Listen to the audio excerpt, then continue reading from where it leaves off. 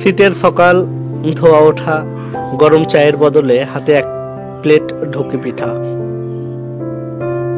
শহরের ব্যস্ততার কোলাহলকে কাটিয়ে সেদিনকে আমি গ্রামের বাড়ির উদ্দেশ্যে রওনা দিলাম, নবাবের শহর মুর্শিদাবাদে।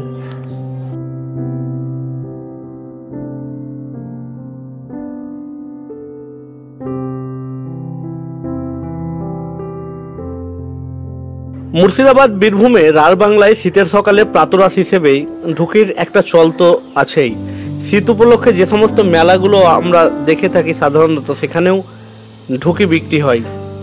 বিভিন্ন পেশার মানুষ যারা সকালে কাজে বেরোনোর সময় ঢুকি খুব পছন্দ করে। আমি গ্রামের বাড়িতে গিয়ে আমার মায়ের হাতে সকালবেলায় বানানো ঢুকি খেলাম, আপনাদেরকেও দেখাচ্ছি।